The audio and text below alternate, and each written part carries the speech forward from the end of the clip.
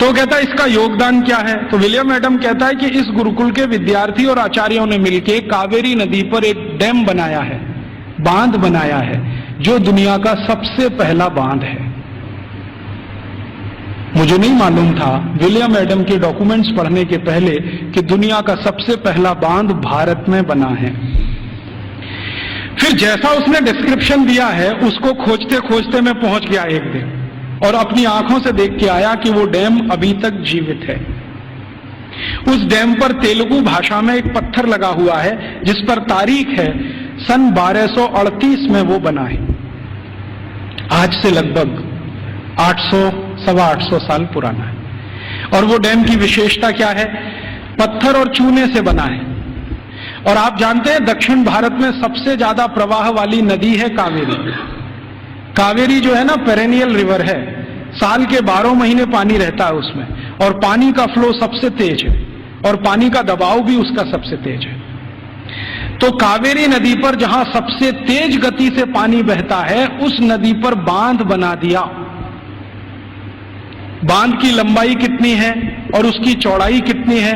लगभग 1 kilometre 1.5 kilometre के आसपास उसकी लंबाई है। 1.5 किलोमीटर लंबा बांध है। और बांध बनाया कैसा है? ऐसा है जैसे जेड होता है ना, जेड ऐसे फिर ऐसे फिर ऐसे फिर ऐसे फिर ऐसे जेड शेप में पूरा बांध है। तो वो वर्णन कर रहा है विलियम एडम कि ये गुरुकुल के विद्यार्थी और आचार्यों ने बनाया है। इसकी विशेषता क्या है? तो विशेषता यह है कि ये जेड शेप में है।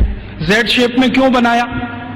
स्ट्रेट लाइन में क्यों नहीं बना दिया? एक रेखीय रेखा में क्यों नहीं बना दिया? तो कहता है इसका जवाब मुझे नहीं मालूम क्यों बनाया।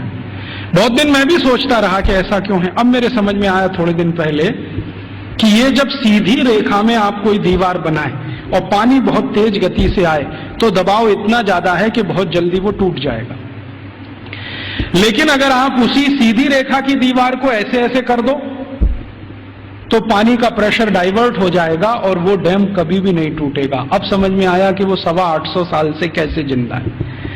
तो वो बोल रहा है कि ये एक गुरुकुल ने बनाया हुआ है और वो गुरुकुल विशाखापट्टनम के नजदीक कभी चला करता था। मैं जब गया इसको देखने के बाद हैदराबाद लौटा तो उनकी जो आर्काइव्स है उसमें गया तो आर्काइव्स में उसके डॉक्यूमेंट्स मुझे मिल गए और गजट में भी इसके बारे में वर्णन है। तो वो कह रहा है विलियम एडम कि भारत के गुरुकुल में पढ़ने वाले विद्यार्थी और उनको पढ़ाने वाले आचार्य कितने समाज के काम करते हैं उसका ये नमूना है। राजा डैम नहीं बनाते,